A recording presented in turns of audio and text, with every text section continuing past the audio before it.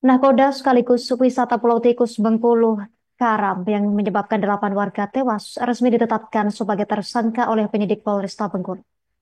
Penetapan tersangka terhadap pemilik kapal karena usaha izin beroperasi kapal miliknya sudah tidak memiliki izin sejak tahun 2021.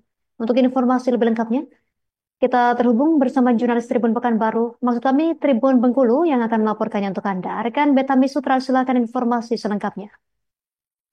Baik Istina, dapat kami sampaikan bahwa terkait dengan kasus tenggelamnya kapal KMT Tiga Putra kemarin pada beberapa waktu yang lalu yang menewaskan kurang lebih 8 orang, itu sudah ditetapkan satu orang tersangka oleh pihak kepolisian dari Polresta Bengkulu. Mana untuk tersangka sendiri itu atas nama Edi Susanto alias Edi Betok yang merupakan warga asal Kelurahan Sumur Meleleh, Kecamatan Teluk Segara, Kota Bengkulu.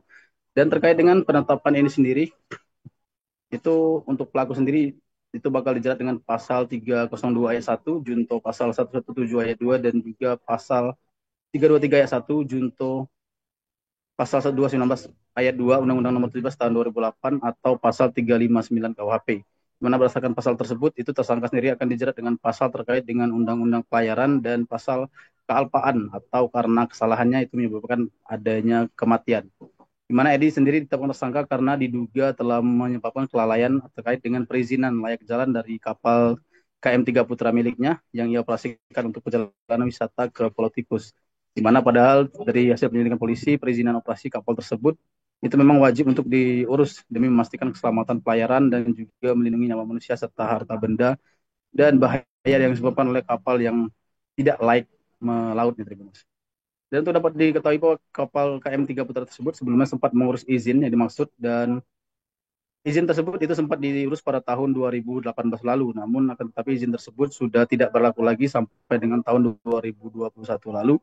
Sehingga kurang lebih sekitar tahun sampai dari tahun 2021 sampai dengan saat ini atau sekitar 44 tahun beroperasi, KM3 Putra ini tidak memiliki izin untuk berlayar sebenarnya, Tribunal. Sehingga hal inilah yang menyebabkan saya Edi Betok tadi ditetapkan sebelumnya sebagai tersangka. Dan atas kasus ini sendiri sebelumnya itu juga sempat diperiksa 5 orang ABK atas nama Rahmat, kemudian Andri, Yandri, Dede, dan juga Fandi. Namun sudah dilepaskan kembali oleh pihak kepolisian Polresta Bengkulu karena statusnya hanya sebagai saksi terkait dengan kasus ini. Dan atas kasus ini sendiri itu total polisi dari Polisian Polresta Bengkulu sudah melakukan pemeriksaan kurang lebih sekitar 29 saksi yang diperiksa oleh pihak kepolisian atas kasus ini.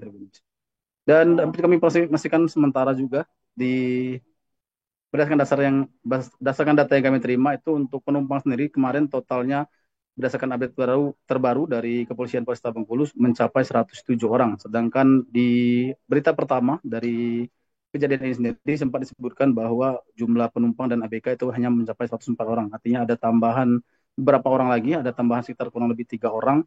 Karena kemarin ternyata 3 orang ini sempat tidak melapor kepada petugas sehingga sempat belum terdata. Dan seperti saya sampaikan tadi atas kasus ini, jadi total ada sekitar 107 orang yang menumpang di kapal tersebut dan 8 orang sebelumnya dinyatakan meninggal dunia. Mungkin demikian lebih informasi sementara yang kami sampaikan dari Bengkulu. Kembali ke Justina. Terima kasih informasi Anda, rekan Betami Sutra, jurnalis Tribun Bengkulu. Selamat bertugas kembali. Download Tribun X sekarang. Menghadirkan lokal menjadi Indonesia.